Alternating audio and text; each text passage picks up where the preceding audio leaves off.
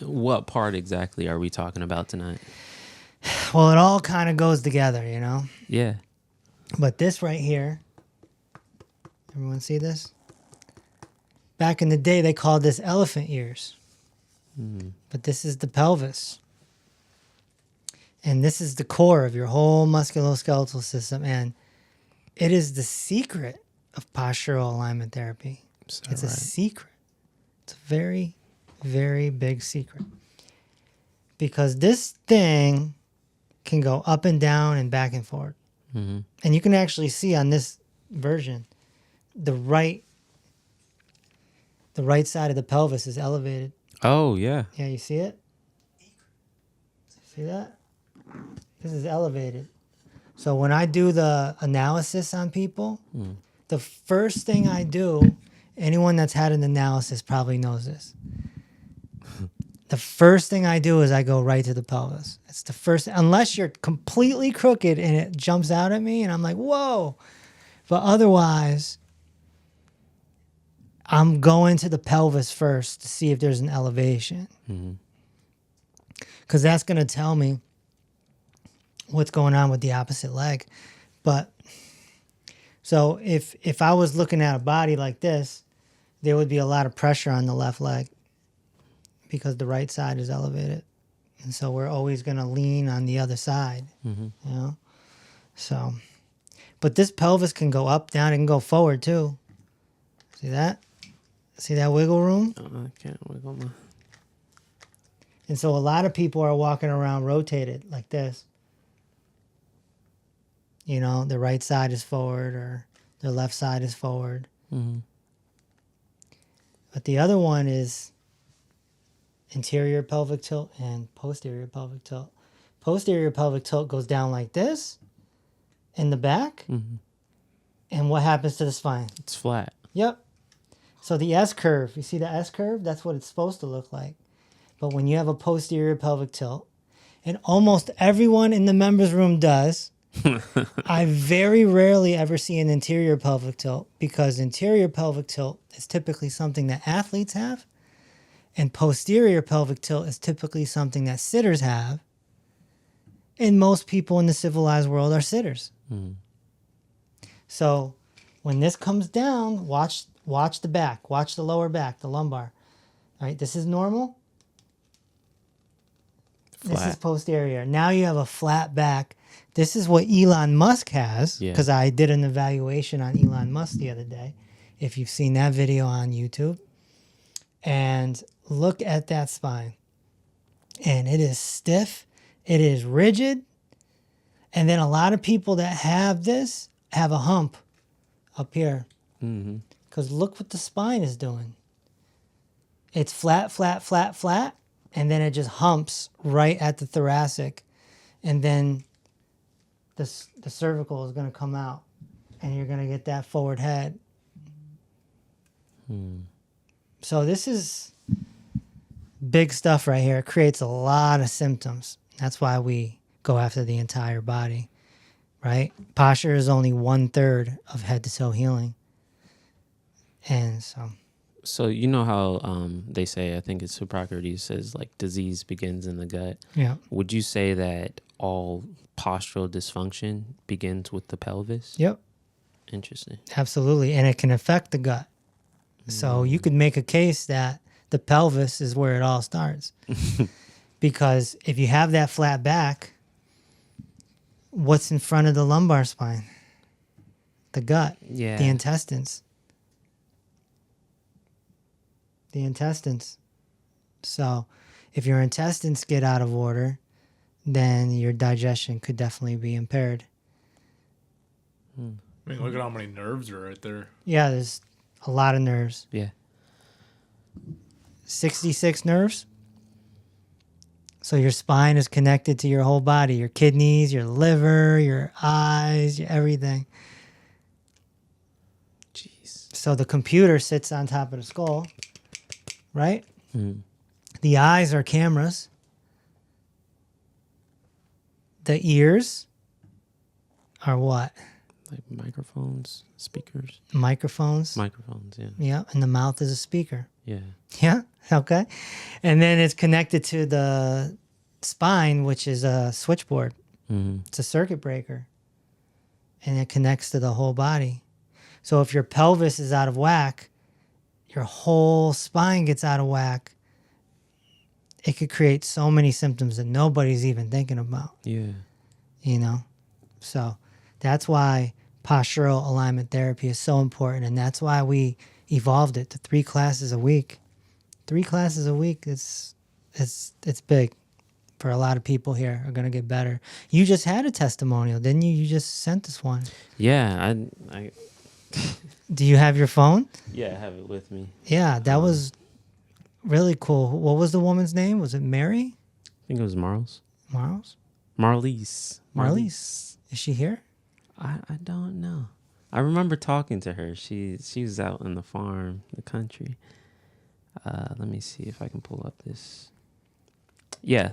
So Marlise said, I started about 2 weeks ago. I had hip pain all the time, especially when sleeping. The hip pain went away in the first week. I have a hump in my back, in the back of my neck, and neck pain. The pain is way better now, and I would like to know what she's asking like what exercise helped with the hump to get it over with, but she says she loves the class and looks forward to it every day. So just from doing the class for how long? About 2 weeks. 2 weeks she's been doing our postural alignment therapy classes, and her hip pain's gone. All right. So leave us a tip by staying forever, okay? And she's talking about neck hump. That's up here.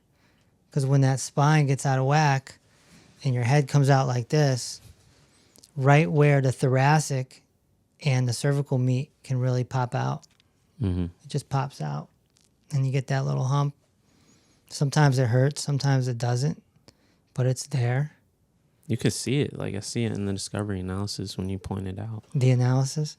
The analysis? Yeah, you can see it. And, you know, it's not very attractive, obviously. You know, if you go to the beach or something like that. And it's very slight. You know, if you don't have the musculoskeletal vision, then you don't notice it, you know? Well, I like what you say when you say it's not attractive. Well, it actually like puts off that image. Like when you're hunched over, it doesn't look like you're a strong, confident person. Yeah. Yep. You know, yeah. That as well. There's a lot of psychology that goes into that too. Absolutely. And a lot of our seniors, you know, 70 or up, let's say, they their muscle memory kicks in and they get stuck. And so they end up like this. Yeah, I saw it so many times in the past 2 weeks. Just a lot of people just hunched over, walking, looking at the ground, basically. Yeah. And the thing is, you know, it's so preventable. They don't have the nutrition to have their spine be more flexible. And they're not moving. They're not moving like they should. And this is a good indicator that they're sitting in a chair. Probably some sort of lazy boy recliner. Yeah. Right? You think, I used to tell my dad this all the time, right? He didn't listen. But you sit in that recliner. Look at the position you're in. Yeah, you're like... Yeah, you're kind of back like this and your legs are up like this. Now imagine if you were stuck and you stood up. You would be like this. Yeah. You would be back to this. Yeah. True. Right? So you're just taking the shape of the chair. This is no different than water taking the shape of the ice tray. Yeah. How do they make steel? How do they make plastic? They put them in little molds, right? They put them in whatever. You can shape plastic to whatever you want. So it's the same thing with your musculoskeletal system and your posture. Whatever you're doing a lot, you're going to take the shape of that. So that's why we need postural alignment therapy every day. It's just like brushing our teeth, flossing our teeth. That's what PAT is to your muscles. It's what brushing and flossing is to your mouth. So that's why we have 3 classes a week for members only. Now, does that impact, like, say, I see a lot of questions on socials about, like, what's the best sleep position? Will it even matter if you're doing the right routines every day? Yeah, I'm not a believer in having the right sleep position. You sleep however you want. However you can get it. Yeah. You know? But you have to do some exercises in the morning. You should, I always tell everyone to do cats and dogs right away. Cats and dogs, kneeling counter stretch. These are things you can do right away as soon as you get out of bed. You can do it on top of the bed if you wanted. If you have a spouse or a partner, they're going to be like, what the heck are you doing? You just hop on the bed, start banging out some cats and dogs. Looks like you're twerking to a new dance or something. But look, most people sleep in the same position all night. Yeah. So I'm a side sleeper. So, I know my spine, is taking a beating while I'm sleeping, but you get up and you do, you work it out. You get up and you work it out. That's all. Interesting. Yeah.